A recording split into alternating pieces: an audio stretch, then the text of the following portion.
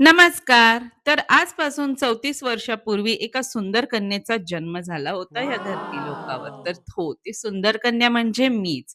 तर आज आहे माझा 34वा वाढदिवस आणि बाबासाहेबांचा महापरिनिर्वाण दिन.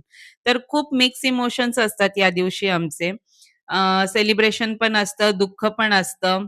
तर आम्ही सकाळची जी सुरुवात असते ती अशीच करतो दरवर्षी. बाबासाहेबांना जाऊन वंदन करतो.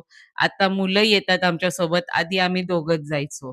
तर मला इथे ना माझ्या मम्मीची एक आठवण सांगायची आहे. मी पोटात असताना ती बाबासाहेबांच्या पाया पडायला स्टेशनला गेली होती वंदन करायला त्यांना आणि ती अशी उठून साइडला बसणारच, की तिला कॉन्ट्रॅक्शन स्टार्ट झाली होती.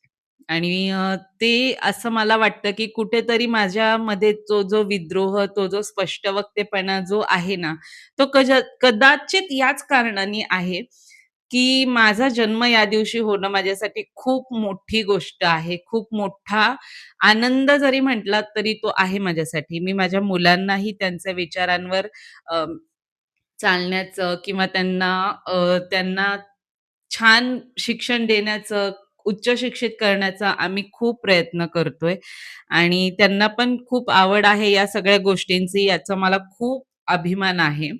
आणि मग आपला वाढदिवस होता, तर नवऱ्याने आपल्याला आज काही काम करू दिलेलं नाही. नो स्वयंपाक, नथिंग.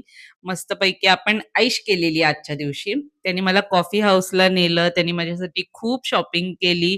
छान ड्रेस घेतला. माझा फेव्हरेट परफ्यूम घेतला. मुलांनी पण छान एन्जॉय केलं आज. तर आज नो रेसिपी. उद्या मी छान रेसिपी दाखवेल तुम्हाला आणि माझी शॉपिंग पण दाखवेल मी काय-काय घेतलं होतं. तर आता उद्या भेटूयात आपण. बाय.